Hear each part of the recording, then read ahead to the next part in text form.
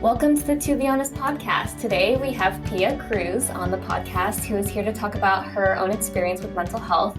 She is a member of the LGBTQ Youth Space Speakers Bureau, so I'm excited to have her here today to share all that she can from her unique perspective. So welcome, Pia. Thank you. Thank you so much for having me. It's a pleasure to be here. Yeah, thank you so much for joining the podcast. And I just have to say you have a great last name because we have the same last name. Yes. Actually, if I can go on a quick rant about that. That wasn't my original last name. I changed it when I changed my name. I had my legal name changed because it's my mother's maiden name, and she's Puerto Rican, and in Puerto Rican culture, it's traditional to take the wife's last name. So I wanted to reclaim part of my heritage through that. That's amazing. Yeah, I'm Puerto Rican too, or half Puerto Rican. So maybe we're awesome. related somewhere down the Maybe. line. Awesome. So before we get into sharing your experience, I first want to ask every guest, to be honest, how are you doing today? Oh, to be honest, I am doing quite well today. It's a beautiful day out. I went for my morning run. I'm getting ready for my next semester of school starting next week. It's a productive day. I had some brownies. It's a great day. That sounds great. Yeah. Any day with brownies is a good day. Awesome. So would you mind sharing a bit about your experience with mental health? Yeah. So I had a very awesome childhood. There was no sense of mental health issues as a child.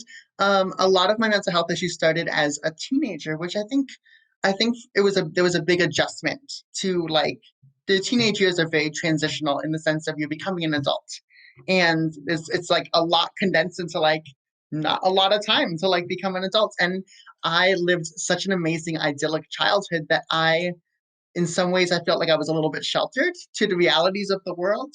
And so that was a little harder. And then add on being trans on top of that. And that was extra hard and confusing. And so I would think around 13, 14 was when I hit puberty and I started experiencing a lot of body discomfort and experienced a lot of social discomfort. And that really started coming to fruition. So that's when that started. I started getting really depressed. So prior to that, let me back up a little bit. Prior to experiencing mental health symptoms, I was good in school. I got straight A's. I was a straight A student. I graduated high school with a 4.2 GPA. So I was doing quite decently well academically. I had a great social circle. Everything was going pretty good. And then I hit puberty and it was confusing. I had a lot of bodily changes happen that I didn't particularly care for. And there's a lot of social shifting happening because high school's, annoying for everybody. And I think I was just very attuned to the social stratosphere of how it was different from how people perceived me versus how I perceived myself. And that caused a lot of depression. And I would go to parties to try to keep up my appearances, to try to be the awesome, cool teenager. And I would started self-harming, and I would just binge drink at parties. And then it led to casual drug use and then later drug use down the road. But it started as a teenager, and I started getting very depressed and had a lot of anxiety, and my grades started dropping, and just a lot of self-directed confusion and substance issues throughout my teenage years, for sure. Yeah. Did you feel like you could talk to anyone when you were experiencing those symptoms? No, so it was a different time too, I think, in how the technological landscape changed, because that's when Facebook started becoming really big when I was in high school. Um, and so I kind of just poured myself into Facebook and I saw all these different things, and that they were starting to use hey, have therapists on Facebook and be hey, here's a chat line, or here's this or that. And I was a little skeptical because I was young and I was I don't want to have to pay money for anything. I don't want to bother people, but I have this wonderful opening of social media. So let me talk to my friends, right? Let me talk to people that I know are people from all over the world who could experiencing these little symptoms. And so I did talk to people, but I think talking to people is wonderful. I think it's a great first step. I think it's a holistic sort of process. I think you need to change a lot of different things for positive mental health. And so I did feel like I could talk to people, but at the same time, I wasn't ready to make the required changes in my life to see positive growth. So it wasn't as effective. I didn't make it as effective as it could have been. Mm-hmm. I think you kind of mentioned before, it's hard at that age to just even be a teenager and like you're slowly becoming an adult. So on top of that, like dealing with all those things, I don't know, it all adds up and it can be overwhelming, especially with everything that you're going through. Um, but I know you kind of mentioned substance use was kind of a way that you coped with your feelings. I'm just kind of curious, when you started using drugs, did you know um, that it wasn't really helping you, or what was that experience like for you? Yeah, so I mean, I had the DARE program. I think a lot of kids my age had the DARE program, and cops would show up and talk about the dangers of drugs and how they would ruin your life. And I took that very much to heart. I was like, I'm not going to do that. There seemed to be this differentiation between drugs and alcohol, although in my opinion, I think that they're kind of very similar. And so alcohol was okay because a lot of teens would drink, and I was like, okay, well, I'm going to drink because that's what teenagers do, and that's fun. So it started with that.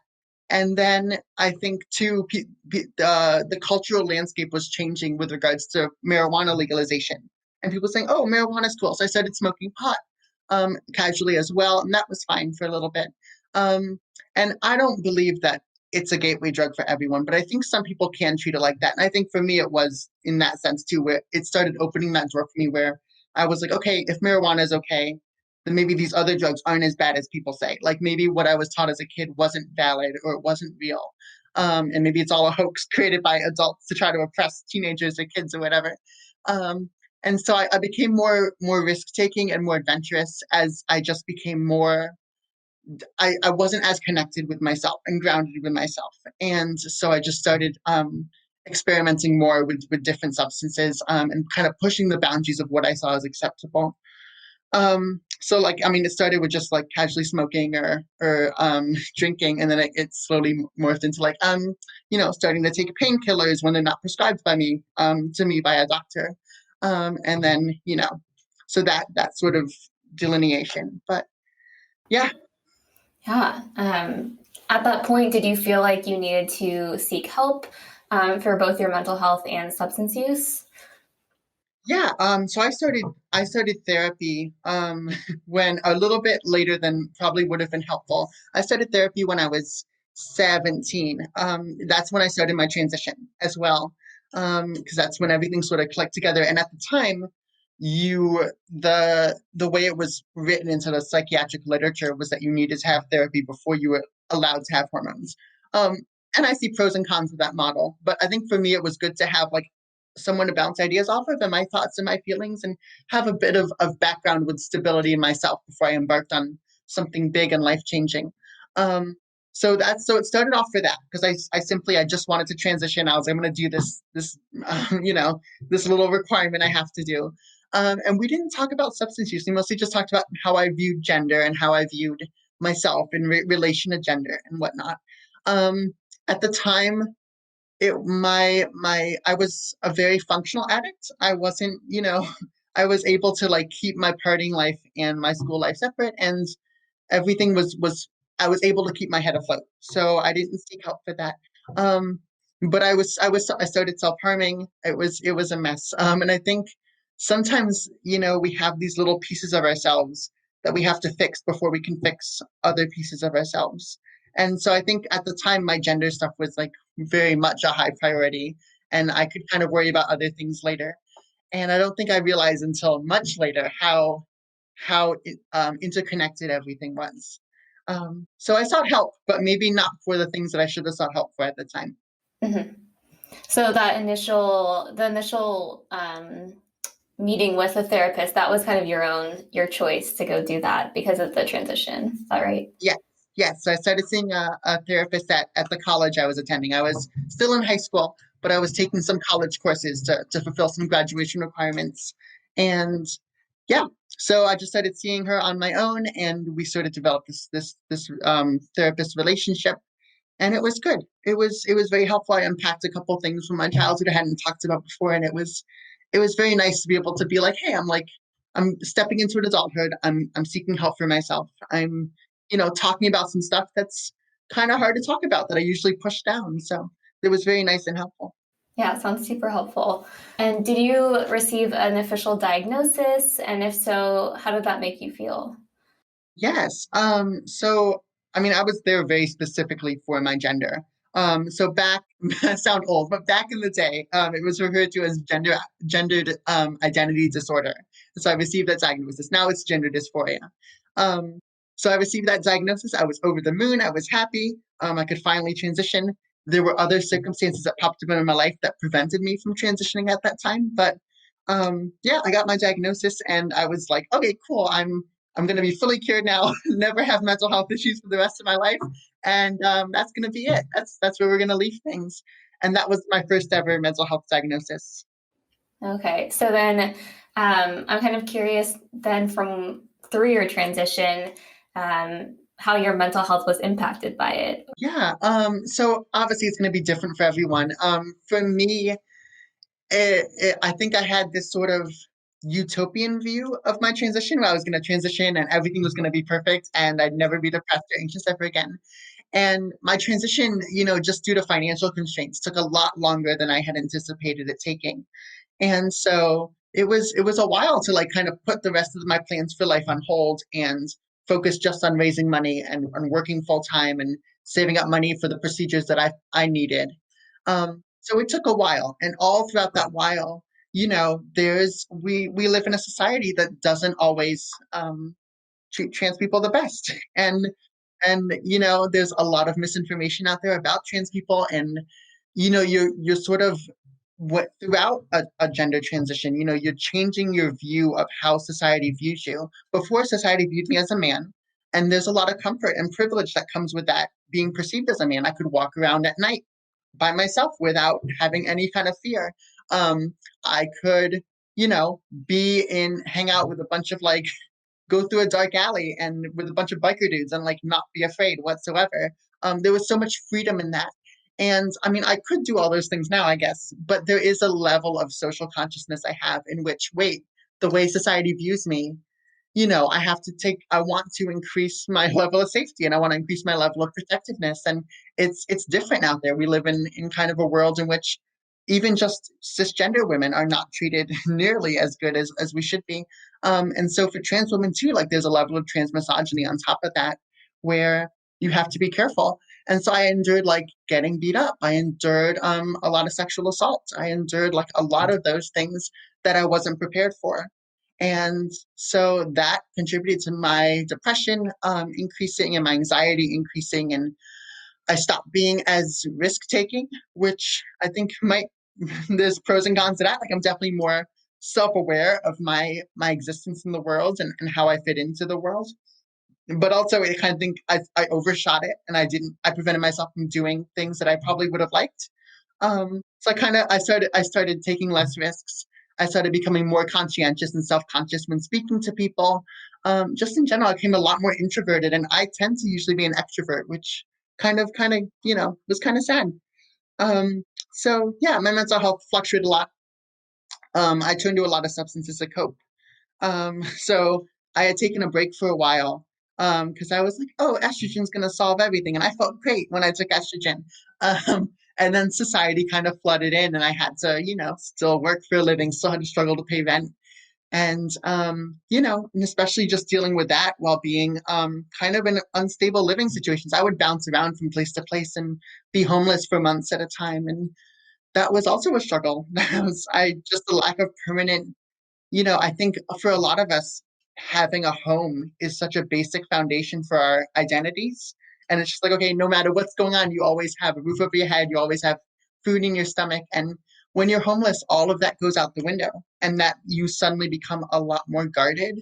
And your sense of self kind of decays with that because you don't have that solid foundation for existing in our society. And so I just became very careless. I was constantly attempting suicide. I was constantly abusing drugs a lot more. I was a mess. I was in and out of psychiatric wards, I believe, you know, 13, 14, 15 times in the span of a couple of years. It was absolute nightmare. Um, but yeah, so that was a mess. And if you want, I don't know if you want to talk about it now, but I mean later on in the podcast we can talk about like how I overcame all that. Yeah, I'd love to hear that. Yeah, if you don't mind sharing. Yeah, it was a long process, I think, and like I mentioned earlier about everything's sort of needing its piece to be put in place for you to flourish as a human being.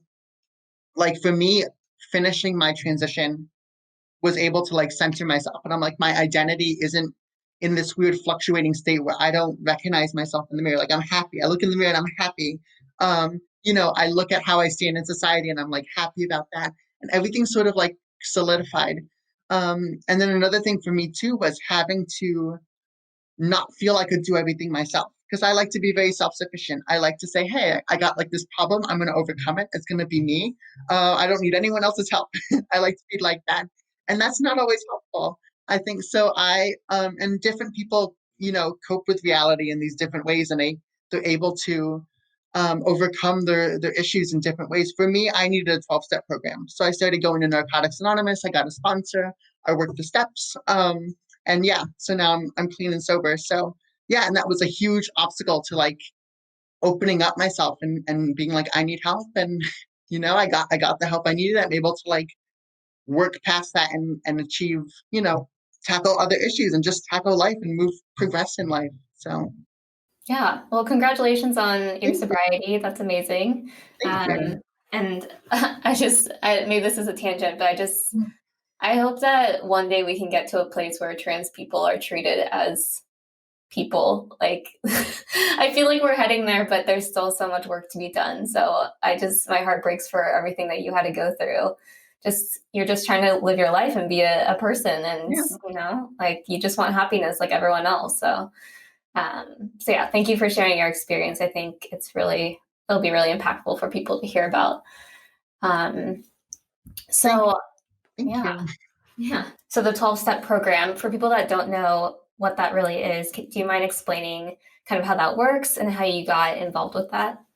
Yeah, so I think it's some people can see it in like the media and stuff, and I think there's a lot of misconceptions going around about what exactly it is. But in a general sense, I think we mostly see it in Alcoholics Anonymous, right? Where if you're struggling with an alcohol problem, you show up to the meetings and you all sit in a circle and you're like, hey, I'm Pia, I'm an alcoholic, and then that's sort of admitting that to yourself is sort of the first step, and you meet with other people, you get a sponsor, you get someone who has done the program themselves and is able to come back and be of service to other people. And so there's this, it's very ritualistic, which is good for a lot of people. I think like biologically we're humans, it's in our nature to have ritual in our lives, and it's in our nature to sort of think of something as greater than ourselves. And so a lot of the program is about admitting you have a problem and submitting yourself to a higher power, whatever that looks like. If you believe in God, then it's God. If you believe in other spirituality traditions, it's something, or you could maybe even make your higher power like love, or the universe. You submit yourself to that, and you understand you can't overcome your addiction by yourself. So so that's powerful. That's amazingly powerful. And so you go and you find a sponsor. You work through all these steps. You overcome a lot of you talk in depth about a lot of these issues that you're facing, and like your fears and your resentments and like what is causing you to use substances in the first place. And so I'm not even done with all the 12 steps yet. It's still a work in progress. But I keep going back to the group. So I personally go to Narcotics Anonymous, which is the drug side of that. And yeah, it's a beautiful thing. And I got a sponsor, and you work the steps, you become active in your sobriety community, and it's such a blessing. Yeah, I love that. It sounds like it's one big happy family in a sense. Yeah, Like like you said, you're building that community with other people going through the same thing as you, and you can hopefully. I don't know how it works, but maybe one day you'll be a sponsor for someone else, which is really yeah, cool. that's the dream. That's what I'm Yeah. hoping for. Yeah. Yeah, awesome. So I know we've talked about the 12-step program now, but was there anything in particular that you did for fun or you kind of leaned on to help you during your recovery journey? Yeah, I got really it's funny because when it can be hard sometimes to view yourself as quote unquote normal, right? You want to like to be a normal person. You want to fit in with the rest of society. And sometimes there's like, whether it's dealing with a substance abuse issue or whether it's being trans, sometimes there's like that invisible wall that you can feel separates you from normalcy. Um, And I know it's going to be cliche, and I think a lot of the listeners are going to think that's so cliche, but you just got to show up and live regular life anyways. So I think for me, it was just like I went to a gay bar and I did karaoke night. And I am not the best singer. And then I started liking it. And I was like, cool, I want to keep doing this. And then it morphed into other nights. It morphed into like, oh, there's an open mic music night, which is awesome because I play instruments. There's a comedy night, which like, I'm funny sometimes if people are drunk enough, like it, so, it started morphing into like other things, and I just put myself out there, and I was social, and I was just doing stuff that allowed me to be creative, and stuff that I loved, and being hang out with awesome people, and that helped so much, you know. And I love the outdoors too. I love hiking. I love, just being out in nature. I like camping and backpacking. Like all these things just help me like see I don't know. I can go on a whole nother podcast episode and just talk about nature and how fascinating I think nature is. But Yeah, yeah, hey, I mean, I love camping and backpacking, so I'd be happy yeah, to chat about that. And I also like that you talked about karaoke because I feel like this is another tangent, but I feel like when people do karaoke and they're good, it makes it less fun. So when you're bad or not as good, yeah, it makes it more fun. So good for you. thanks. Yeah. um, so is there anything that you currently do to maintain your mental health? I know, like with a lot of things closed due to COVID. I'm sure it's harder to socialize and be out there and kind of doing whatever you want to do. So is there anything that you do right now to maintain your mental health? Yeah, I make sure that I try to socialize with someone at least every day. And so, well, two things. So first is that I try to socialize with people every day. So, and these people aren't paying me, but there's this great site called Meetup. I'm not sponsored by them, but I'm sure a lot of people have heard of Meetup, and it's just you can find a lot of great, especially online stuff during this pandemic. Like you can find a lot of groups. You can basically find anything at all that you're interested in, and they probably have a group for it. And you can just like sign up, and it's free. You can just join these groups and you can find like-minded people and you can do stuff together. Um, so a lot of what that looks now for me is just joining various discussion groups for like random subjects that I'm interested in and just hearing people talk and making new friends and new connections and talking to people on the phone, which is, I don't know, I think that's a lost art that my generation struggles with as a Gen Z person, but I love talking on the phone, and that's amazing. It's so cool. And then I work out a lot. I got really into fitness. And so just exercising and just being outside as much as I can it's great for your mental health. Absolutely. I totally agree. Yeah, that's great. Sounds like you are involved with a bunch of different stuff. And I didn't know that meetups were still happening. So that's really good to know. They can Yeah. still kind of like interact with people in a different way during this time. I mean, I'm so glad that the pandemic, as terrible as it is, I'm so glad it's happening now when we have the access to technology that can keep us connected. Like, if Yeah. this was 20 years ago, it would be like much harder. I know. I've thought about that multiple times. Like, what would we be doing right now if we were in like the 90s, even like 100 years ago when the Spanish flu was here? It's Yeah. like, what did they do? Yeah. I don't know. So yeah, we're very lucky. Technology keeps us connected, and I'm also super impressed that you call people because I have a fear of calling people.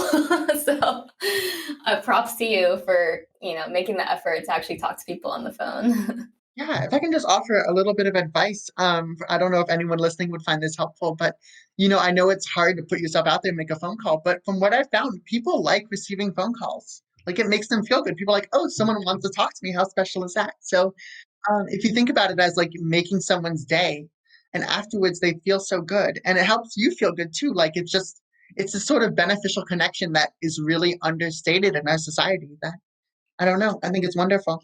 Yeah, I really like that Yeah. perspective. That's really great. If you could tell your younger self something about your mental health or substance use, what would it be? Uh, I feel like it's too simplistic to go back to my younger self and say, don't do drugs, because Pia would totally do it anyway. But I would say, and it is hard too. I would want to say like grow up and mature faster, but that's also like not possible. I would say to go have fun, because that's what Pia would do anyway, but have a level of responsibility too. Know that all of your actions matter to other people care about you, even if you don't always see it that way. Like it impacts your siblings, it impacts your parents, it impacts your friends. And all of these things are going to branch out further. So just take care of yourself And I would probably tell her that I loved her because I don't know if she heard it enough. Yeah. Yeah. That's really beautiful. Um, and if someone who is transgender is experiencing mental health issues, what would you recommend that they do? Whew. That is a good question. And that looks so different for so many people because so many trans people are on a spectrum, um, that it would look so different. I would say to reach out, find community, number one. If you can connect with the larger trans or LGBTQ community, that's probably your best bet, is just to find other people. And you don't need 100 people. You can just find a couple people who share your same experience and latch onto that and hold on to those people because they're going to be really influential. And especially if you have any issues around how you feel about your body or how you feel about fitting into society, just try to remember that one, society is changing and it's changing decently rapidly, so that's good. So hang in there, and also take time to do something that affirms your gender every day. Because I know when I couldn't transition, that was hard for me. But you got to find those little things that bring you gender euphoria and implement those. Even if it's not 100%, just a little small thing will really help and keep you maintained throughout your journey. Yeah, that's really great advice. And what's something positive that you found from having a mental illness or substance use issue? I'm stronger than I thought I was. And that's hard. That's a hard thing to say without sounding like super cocky. But I think all of us need to admit that. Like we are way more, you hear those stories of those people in survival situations, and if they're like trapped under a car and they can push the car off of them with like that amazing untapped superhuman strength. And it's like that with mental health too. Like, all those times when I was severely depressed and suicidal and just constantly just jumping through so many hoops to get drugs, like, if you can take that same energy and you can get yourself out of that pit, and it is hard, you need all the help you can get, but deep down within you, you have that strength, you know and that's powerful. Admitting that you are a strong person is really hard, but it's the first step. Mm-hmm. Yeah. Yeah. Everyone has the strengths within them. They just have to. It may be hard to find sometimes, but yeah, it's there for all of us. And I also wanted to ask you, because we kind of mentioned in your intro that you are a member of the LGBTQ Youth Space Speakers Bureau. So would you mind touching on what that is and how you got involved with that? Yes. I don't know if I feel qualified to like talk super in depth. I feel like the people who run it would be so much better at it. But I guess in a nutshell, I will say this. So for the LGBTQ speakers panel, so downtown at the LGBTQ youth space, we set up a panel, and it's just anyone identifying along the LGBTQ spectrum. That we sort of meet with a variety of people. We meet with teachers, we meet with educators, we meet with doctors, anyone who will have interactions with queer people. And we have a panel and we have a couple members, and we will sit down and we will talk to people, and people will ask us their questions. We'll share our life stories and our personal experiences and what it was like for us, and how, say we're talking to healthcare professionals, like what we would want to see healthcare professionals in their interactions with us, and just to kind of, bring this awareness that we exist. We're a large part of society. And, this, we're kind of having those conversations to help bring awareness to the issues that we face. Mm-hmm. Yeah, that's such a good idea. I mean, it seems almost like an obvious, like, of course you should be talking to like doctors and having those conversations, but it's also easier said than done, especially when, like the youth space has so many other programs, but it's awesome that they've created this opportunity for people to speak out and share their opinions and their thoughts and perspectives on living as a trans person or anyone within the LGBTQ community. And last but not least, a fun question. Tell me something you're looking forward to about the future. Oh my goodness, I am looking forward to getting my vaccine, so I can get out of here. But no, also, I don't know. I'm looking forward to, like I mentioned earlier, just developing these new friendships, because I think I needed a change in my life too, where I needed to, like, okay, maybe some friends weren't working out for me so well, and I'm finding new friends, and that's awesome. And just working on developing these friendships more, working on like implementing more responsibility into my life so I can have like a greater amount of just, I don't know, things that I can care for and care about besides solely focusing on inwardly on myself. And so I'm excited for this next semester of school.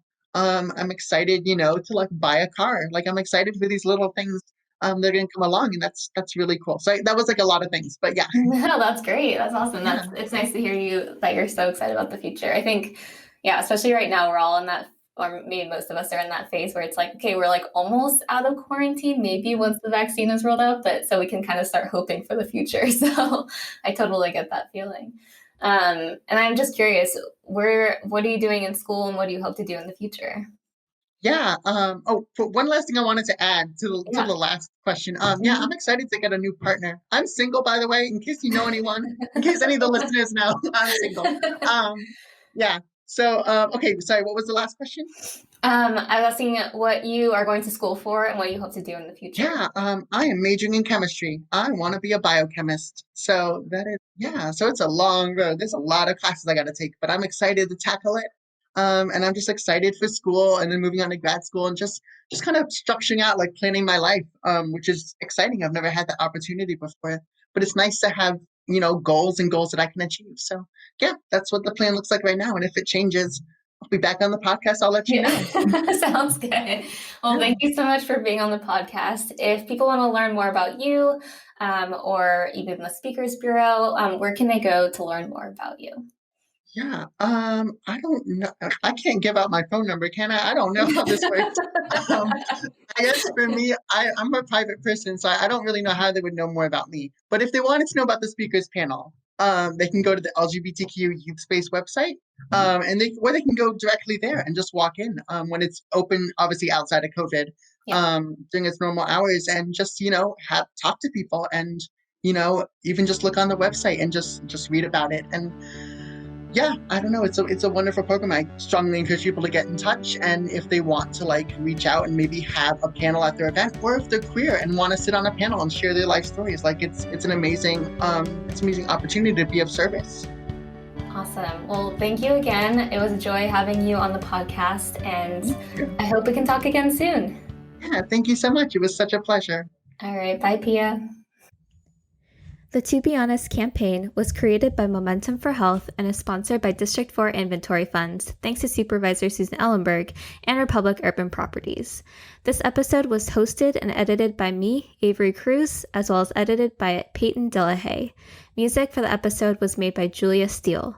Thank you so much for tuning in as we continue to share stories of youth and young adults throughout the Bay Area who have personal experience with behavioral health issues.